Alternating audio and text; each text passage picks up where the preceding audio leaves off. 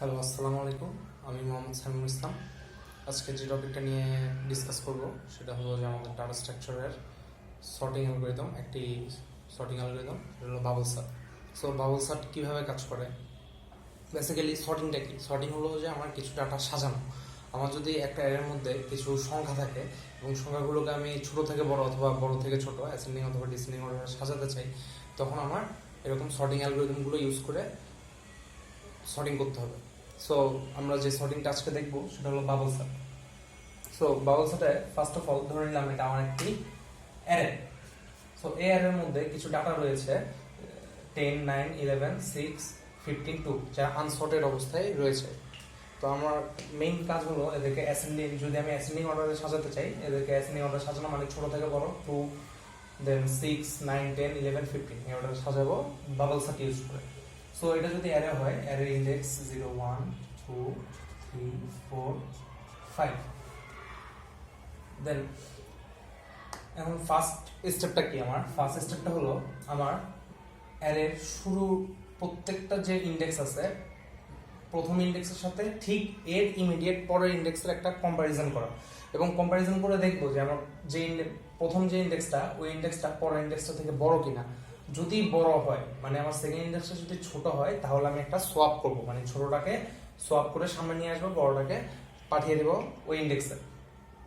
তো এরকম করে দেন আবার যদি এটা সোয়াপ হয়, 10 এখানে আসবে, 10 এর সাথে আবার 11 এর চেক হবে, এরকম ঠিক পরবর্তী ইন্ডেক্সের ভ্যালুর সাথে চেকিং হবে যে এটা ছোট নাকি বড়।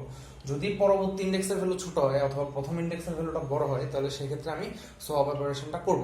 আদারওয়াইজ আমার সোয়াপটা হবে না, ওই ইন্ডেক্সের ভ্যালু ওখানেই থেকে যাবে এবং আমি পরবর্তী চেকিংটা পরের ইন্ডেক্স থেকে শুরু করব। সো দেখি আমরা কিভাবে কাজ করে। আমি যদি প্রথম থেকে আসি, প্রথমে আমার সিলেক্ট হবে প্রথম ইন্ডেক্সের ভ্যালু 10।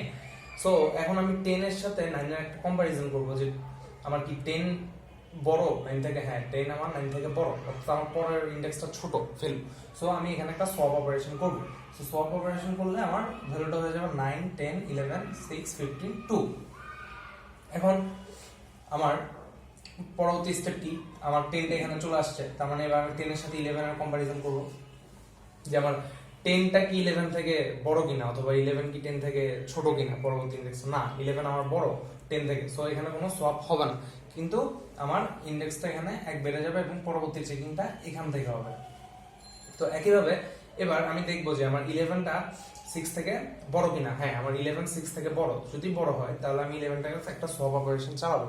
সো সোয়াপ হলে আমার 6টা এখানে চলে আসবে, 11টা 6 এর ইন্ডেক্সে চলে যাবে। সো 6 সোয়াপ হলো এবং ইন্ডেক্সটা চেঞ্জ হলো। এখন আমি চেক করবো যে 11 15 থেকে বড় কিনা। না, 11 আমার 15 থেকে বড় না, তাহলে এই ক্ষেত্রে এখানে আমার কোনো সোয়াপিং হবে না এবং আমি পরবর্তী চেকিংটা শুরু করব 15 থেকে। সো এখন চেক হবে যে 15 আর 2 এর মধ্যে 15 কি 2 থেকে বড় কিনা, অথবা 2 কি 15 থেকে ছোট কিনা। সো হ্যাঁ, আমার 15 2 থেকে বড়, তাহলে এখানে সোয়াপ অপারেশন হবে। তাহলে সোয়াপ অপারেশন হলে 2টা এই জায়গায় চলে আসবে এবং 15টা এখানে চলে যাবে 2 এর ইন্ডেক্সে। সো আমার ফার্স্ট ইটারেশন অথবা ফার্স্ট পাসটা কমপ্লিট। আমার ফার্স্ট পাস কমপ্লিট, পাস 1। তো প্রত্যেকটা পাসের পরে, প্রত্যেকটা পাস যখন আমার কমপ্লিট হবে, তখন আমি এই অ্যারের সবচেয়ে লার্জেস্ট ভ্যালুটা সবার লাস্ট ইন্ডেক্সে পেয়ে যাব। তার মানে ব্যাপারটা হলো আমার প্রত্যেকটা পাসের পরে আমার একটা একটা করে সর্ট হচ্ছে।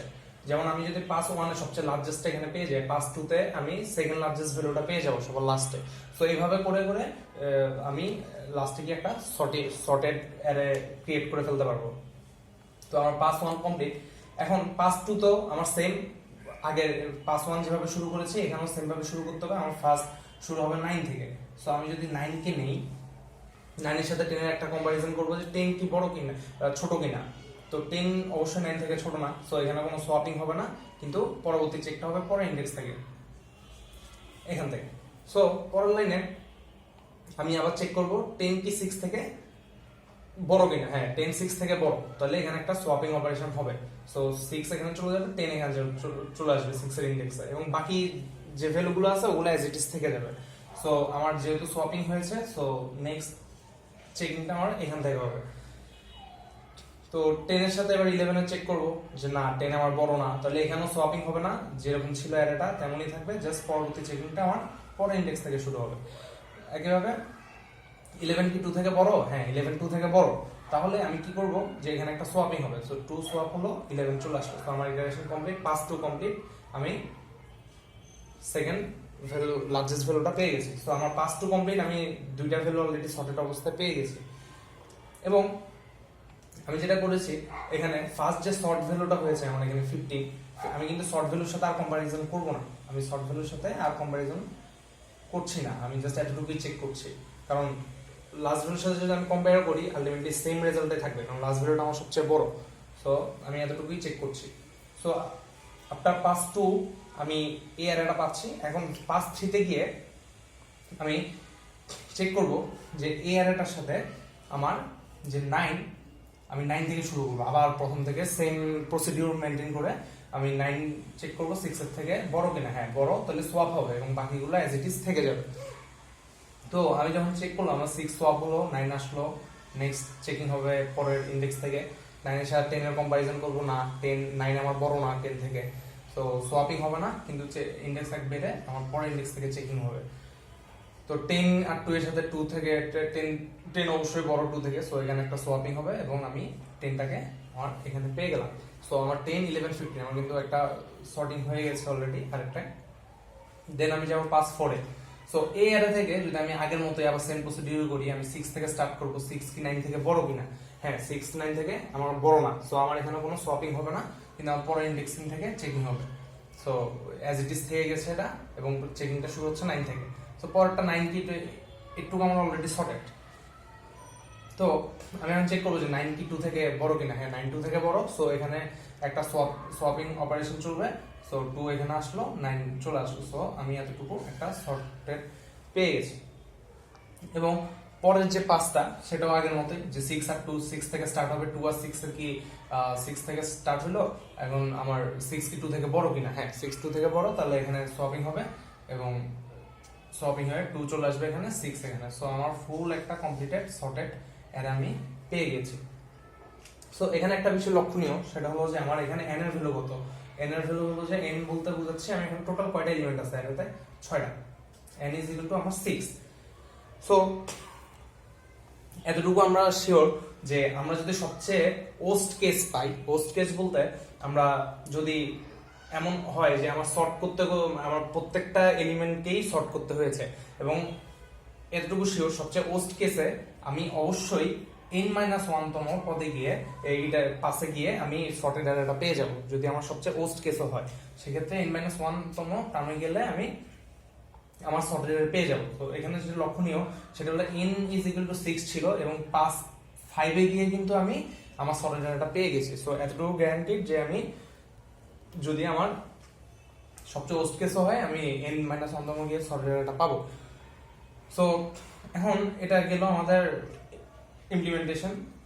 দেন এখন আমরা দেখি যে অ্যালগরিদমটা কেমন এবং এই অ্যালগরিদমের টাইম কমপ্লেক্সিটি কত আমাদের বাবল সর্টার, এবং এই অ্যালগো দিয়ে কিভাবে এটা কাজ করছে। তো এই জিনিসগুলো দেখি যে এখানে অ্যালগরিদম ফার্স্ট আমরা ইনার লুপটা একটু খেয়াল করি, যে ইনার লুপে i এর ভ্যালু 0 থেকে চলছে আমার n-2 পর্যন্ত, মানে আমার ইন্ডেক্স 0 থেকে n-2 পর্যন্ত যাবে। তো কেন n-2,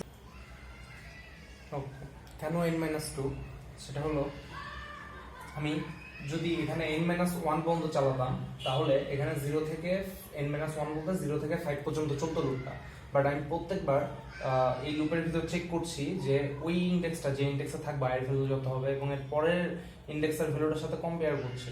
সো সে যখন n-1 তম পদে আসবে 5 এ, সে চেক করবে যে ওই অ্যারের পরবর্তী ইন্ডেক্সটা মানে 6, আমার ওই অ্যারের 6 ইন্ডেক্সের ভ্যালুটার সাথে কম্পেয়ার করবে, বাট আমার এখানে এই অ্যারের মধ্যে কোনো 6 ইন্ডেক্স বলে কিছু নেই। সো আমার অ্যারের আউট অফ বাউন্ডারি একটা কনফ্লিক্ট হবে, তো যার কারণে এই প্রবলেম, বাট আমার তো এখানে 2 এর সাথে আর পরবর্তী কিছু চেক করার প্রয়োজন নেই। সো আমি লুপটা চালাবো n-2 পর্যন্ত, মানে লাস্ট ইন্ডেক্সের আগ পর্যন্ত, যার কারণে n-2 পর্যন্ত আমার লুপটা চলবে।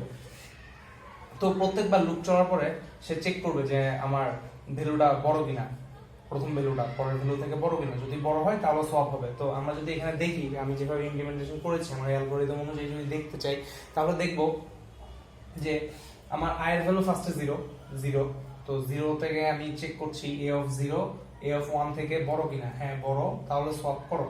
তো আমরা সোয়াপ করলাম, দেন i এর ভ্যালু 1 বাড়লো, এই লুপের মধ্যে আছে i এর ভ্যালু 1 বাড়লো, বাড়ার পরে সে এবার পরবর্তী ভ্যালুটা চেক করবে কোথায়, এই যে 1 এ চলে গেল, i এর ভ্যালু 1 বেড়ে 1। তো এখন চেক করব যে এই 1 আর অ্যারে অফ ইন্ডেক্সের 2 এর ভ্যালুটা মানে i + 1 মানে 2 এর ভ্যালুটা বড় নাকি ছোট। তো আমি দেখছি 2 তে আছে 11, 1 আছে 10, তো 10 ছোট, তাহলে কোনো সোয়াপ অপারেশন হবে না। তো সোয়াপ অপারেশন যদি না হয় আবার লুপটা চলবে, i এর ভ্যালু 1 বাড়লো মানে i এর ভ্যালু এখন 11 এ চলে আসলো। সো 11 থেকে এবার আমি চেক করব ঠিক পরের ভ্যালুটা মানে 6। তো 11 আর 6 এর মধ্যে 6 হলো ছোট, 11 বড়, তাহলে সোয়াপ করো, সোয়াপ হলো এবং i এর ভ্যালু 1 বাড়লো, i এর ভ্যালু এখানে চলে আসলো। এভাবে আমার সোয়াপিং অপারেশন চলছে। তো এই যে এভাবে করলে আমার পাস 1 কমপ্লিট হলো, আমি লাস্টে পাস 1 কমপ্লিট হবে আমার এই ইনার লুপটা দিয়ে। বাট আমি তো এখানে দেখিয়েছি পাস 2, পাস 3, পাস 4, পাস 5 আছে। তো এই জিনিসটা কিভাবে কাজ করছে, পরবর্তী পাসগুলো কিভাবে কাজ করছে, তো এটার জন্য আমার এই যে আউটার লুপটা আছে। আমি ফার্স্টে বলেছি যে এতটুকু গ্যারান্টিড যে আমার যদি এলিমেন্ট 6 থাকে তাহলে আমি n-1 তম ইটারেশন অথবা পাসে গিয়ে আমি অবশ্যই সর্টেড অ্যারেটা পেয়ে যাব। সো আমি যদি লুপটা, এই পুরো লুপটা আমি যদি যতগুলো এলিমেন্ট আছে তার থেকে 100 ততবার চালিয়ে দেই, তাহলে কিন্তু আমি 6টা এলিমেন্ট থাকলে আমি যদি 5 বার চালাই তাহলে আমি কিন্তু এতটুকু বলতে পারি যে হ্যাঁ আমি এর মধ্যে আমার সর্টেড এলিমেন্টটা পেয়ে যাব। যার কারণে k = 1 থেকে আমি আমার n-1 তম পদ পর্যন্ত আমি লুপটা চালিয়ে দিয়েছি। তাহলে আমি 5 পর্যন্ত লুপটা চালালে আমি অবশ্যই লাস্ট, যদি আমার ওস্ট কেসও হয়, আমি লাস্টে গিয়ে আমি সর্টেড অ্যারেটা পেয়ে যাব। সো এখন দেখি যেটার টাইম কমপ্লেক্সিটিটা কত। সো এখন আমি যদি এটা এখানে আমার যদি এটা সি টাইম নেয়, আমার ভিতর যে ইফ স্টেটমেন্টটা আছে, ইফ স্টেটমেন্টটা, এই ইফ স্টেটমেন্টটা আমি ধরলাম কনস্ট্যান্ট টাইমস কাজ করে, কনস্ট্যান্ট টাইমস কাজ করে এবং এটা দিলাম সি। এবং আমার যে এই ফর লুপটা আছে এবং এই ফর লুপটা আছে, এই দুইটা ফর লুপ n-1 টার্মস পর্যন্ত কাজ করে, n-1 টাইমস, কারণ আমি এই লুপটা যাচ্ছে n-1 পর্যন্ত। সো আমি t of n is equal to n-1 into n-1 into c যদি দেখাই, তাহলে আমি দেখতে পাচ্ছি এই একটা পলিনোমিয়াল ইকুয়েশন ক্রিয়েট হচ্ছে। So n-1 into n-1 into c, এখানে পলিনোমিয়াল ইকুয়েশন যদি থাকে, পলিনোমিয়াল এক্সপ্রেশন যদি থাকে, তাহলে সেক্ষেত্রে টাইম কমপ্লেক্সিটি বের করার জন্য ওই পলিনোমিয়াল ইকুয়েশনের যে হাইয়েস্ট অর্ডার টার্মটা আছে, ওই হাইয়েস্ট অর্ডার টার্মটাই হলো আমার টাইম কমপ্লেক্সিটি। সো এখানে হাইয়েস্ট অর্ডার হলো n²। সো এই n²টাই হলো আমার বাবল সর্টের টাইম কমপ্লেক্সিটি।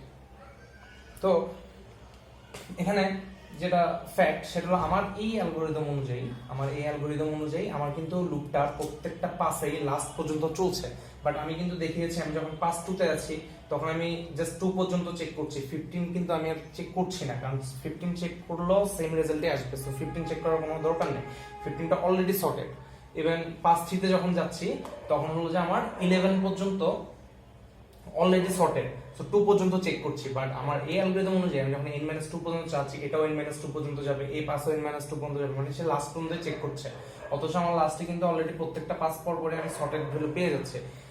সো এই জিনিসটা যদি আমি হ্যান্ডেল করতে চাই, আমি যদি অ্যালগরিদমটা আর ইমপ্রুভ করতে চাই, তাহলে কি করতে পারি, এখানে n-2 না লিখে, যেমন আমি যখন পাস 2 তে আছি তখন কিন্তু আমার n-2 পর্যন্ত চেক করতে হচ্ছে না, আমি তখন n-3 পর্যন্ত চেক করলে আমার হয়ে যাচ্ছে। সো এটা অথবা 3 তে গেলে তখন আর এক স্টেপ কম পর্যন্ত চেক করতে হচ্ছে। সো এই স্টেপটা সলভ করার জন্য আমি যে এখানে যে k পর্যন্ত লুপ চালিয়েছি, n-k-1 দিলে আমি ঠিক অত পর্যন্তই চলবে, আমার ই ভ্যালুটা চেক করবে না, পাস 3 তে গেলে এতটুকু আর চেক করবে না, সে এতটুকুর মধ্যেই করবে। সো এটা কিছুটা ইমপ্রুভ করা যায় অ্যালগরিদম। আর এখন এটা তো গেল আমার ওস্ট কেসের ক্ষেত্রে, আমি ওস্ট কেসে আমার এরকম লুপ পাস 5 পর্যন্ত আসলো, 6টা এলিমেন্ট আছে।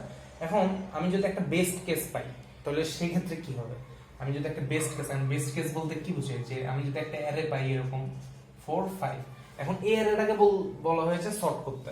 সো এই অ্যারেটা অলরেডি সর্টেড, এখন এই অ্যারেটা যদি আমি অ্যালগরিদমে থ্রুতে সর্ট করতে চাই, এন্ড সে কিন্তু হোল অপারেশনটাই কমপ্লিট করবে, প্রত্যেকটা এলিমেন্টের জন্য বারবার অপারেশন কমপ্লিট করবে এবং আলটিমেটলি আমার এটাই থাকবে রেজাল্ট। সো আমার তো একটা এই অপারেশন গুলো করার দরকার নেই যখন আমি একটা বেস্ট কেস অ্যারে পাবো। সো এটা এই প্রবলেমটা হ্যান্ডেল করার জন্য আমি যেটা করতে পারি, আমি একটা ফ্ল্যাগ ভেরিয়েবল নিতে পারি, একটা একটা ফ্ল্যাগ ভেরিয়েবল নিলাম, ফ্ল্যাগ ভেরিয়েবলের ভিতর আমি 0 রাখলাম, এবং যখনই আমার সোয়াপ হবে তখন ফ্ল্যাগ ভেরিয়েবলটাকে 1 করে দিব, এবং এই লুপের বাইরে আমি চেক করব যে ফ্ল্যাগের ভ্যালু 1 আছে নাকি 0 আছে। ফ্ল্যাগের ভ্যালু যদি 0 থাকে তাহলে আমি লুপটাকে আর এক্সিকিউট করবো না, কারণ কোনো সোয়াপ হয়নি, মানে আমার অলরেডি অ্যারেটা সর্টেড, তো আমি যখন অ্যারেটা এখানে এই লুপের ভিতর ঢুকবে তখন সে ফ্ল্যাগের ভ্যালু 0 করলো, এটার ভিতর ঢুকলো, এই ফর লুপের ভিতর, ইনার ফর লুপ এখানে ঢুকে সে এখানে ফ্ল্যাগের ভ্যালু 1 করলো না, তো ফর লুপটা শেষ। সে যখন দেখবে যে হ্যাঁ ফ্ল্যাগের ভ্যালু আপডেটেড হয়নি, তাহলে আমার আর এই লুপটা কাজই করবে না। সো শুধুমাত্র প্রথমবারের ক্ষেত্রে আমার এই লুপটা একবার ভিতরে ঢুকছে, আর কিন্তু আমার এক্সিকিউশন হবে না। সো সেই ক্ষেত্রে আমি বাবল সর্টার অ্যালগরিদমটা time complexity big of n পেতে পারি। সো বেস্ট কেসের ক্ষেত্রে আমার যদি বেস্ট কেস হয়, বেস্ট কেসে আমি অর্ডার অফ n পেতে পারি বাবল সর্ট থেকে, বাস ওস্ট কেসের ক্ষেত্রে আমার বিগ অফ n স্কয়ারই হচ্ছে বাবল সর্টে। সো এই হলো বাবল সর্টের কনসেপ্ট। আর আমরা হলো যে কুইক সর্ট, মাস সর্ট এগুলো দিয়ে হলো যে আমরা এই টাইম কমপ্লেক্সিটির প্রবলেমটা সলভ করতে পারি। সো এই হলো আমাদের বাবল সর্ট।